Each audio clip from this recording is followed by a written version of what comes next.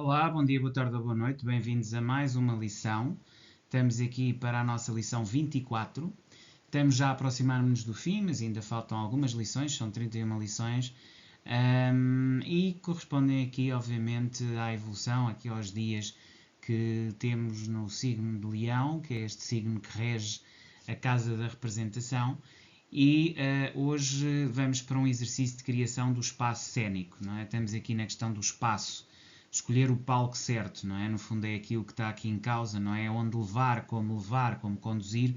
E mais uma vez a inspiração é Boleslavski, aqui a experiência de Boleslavski é muito importante, um dramaturgo americano que tem este livro que é as primeiras lições, as primeiras 6 lições de atuação, e portanto ensinar o ator a escutar antes de agir, escolher o espaço emocional ou simbólico, que é verdadeiro aqui e mais importante para a ação dramática.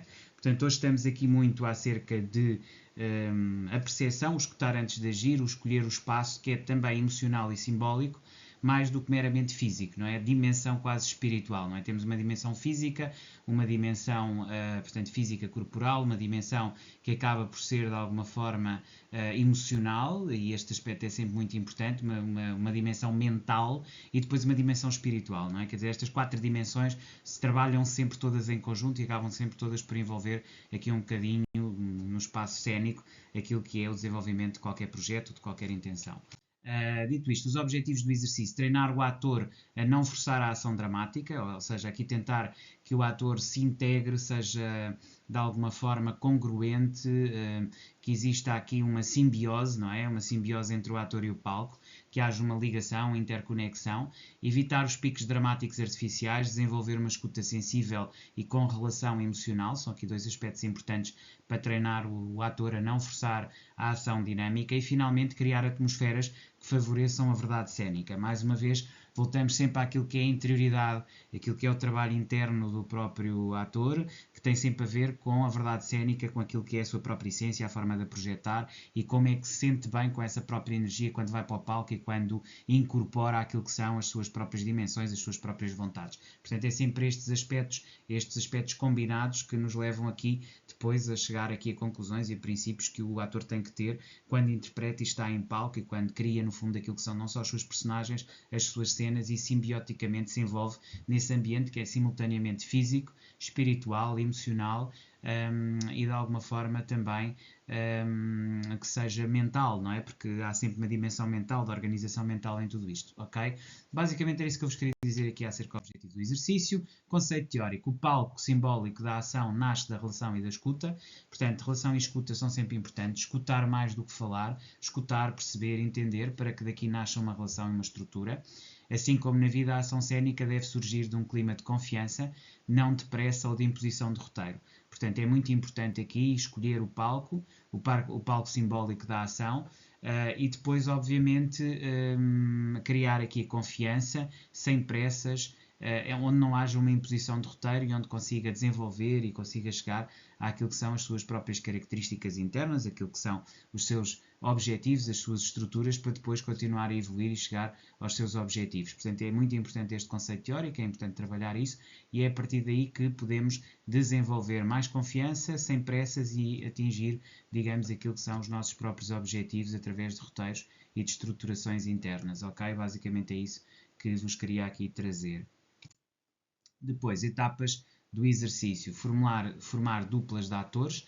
Cada autor recebe uma intenção dramática, aqui pedir perdão, provocar ciúmes, não revele de imediato, construa a relação, escute, compartilhe, lembranças, afetos, gostos, portanto fazer isso tudo, e portanto é isto que é importante, não é? Portanto, etapas do exercício: formar duplas de atores, cada ator recebe uma intenção dramática, pedir perdão, provocar ciúmes, não revele de imediato e construa a relação, escuta, partilha de lembranças, afetos e gostos. Etapa 2 do exercício: após a criação da conexão, é importante que faça a escolha de um lugar simbólico da ação, emocional, uma praça, um café, uma sala de ensaio ou um canto da alma. Tem que criar esse seu espaço mental, uma disponibilidade mental, um espaço onde vai conseguir construir-se e construir a sua própria narrativa, a sua própria estrutura, quase um espaço secreto, um espaço de isolamento, para depois, a partir daí, conseguir realmente recriar ou criar aquilo que é a sua própria essência, a sua própria verdade, a verdade profunda na qual se envolve e a qual vai levar para a cena, para aquilo que quer fazer. Portanto, isto é um nível que é simultaneamente mental, que é simultaneamente, também poderá ser físico, naturalmente, ou pelo menos visual, relativamente à parte física, e depois terá, obviamente, aqui também uma dimensão essencialmente espiritual e emocional, há ligações emocionais. E só após isto tudo, avança com a ação dramática,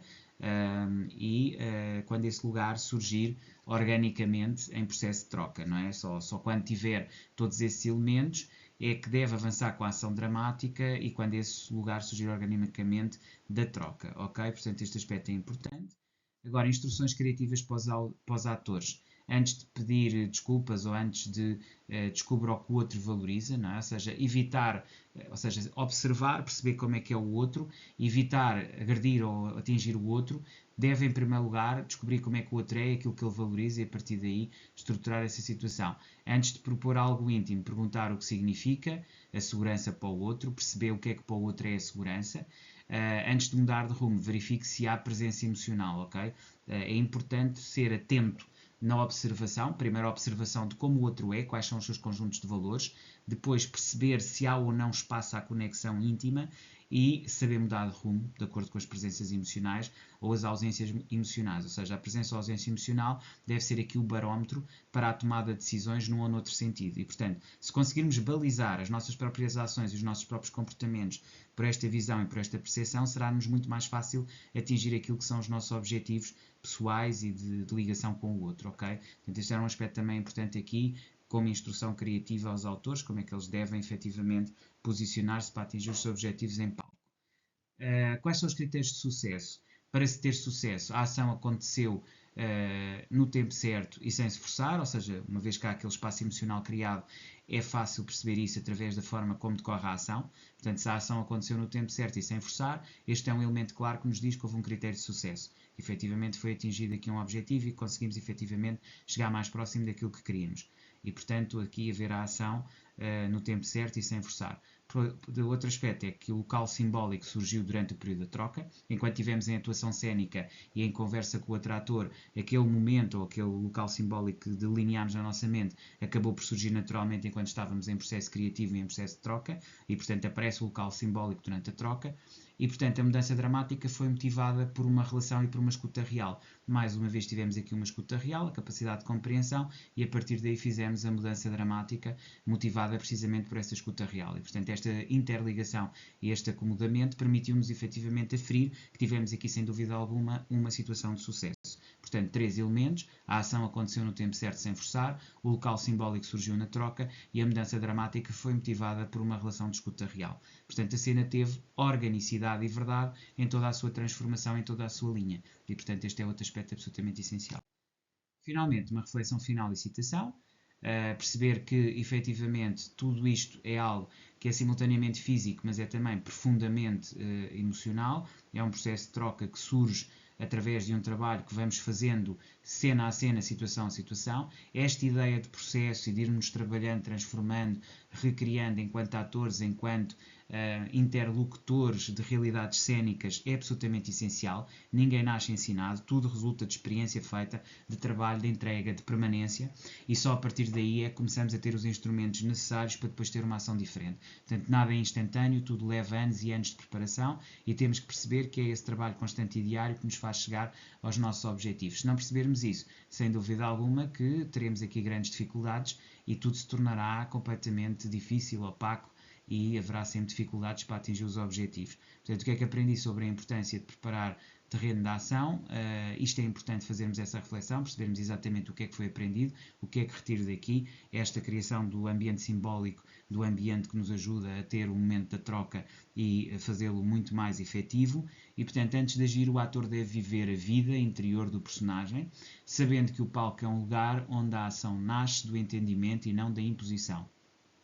Ou seja, tudo na atuação é essencialmente conexão, troca, entendimento e não propriamente uma imposição.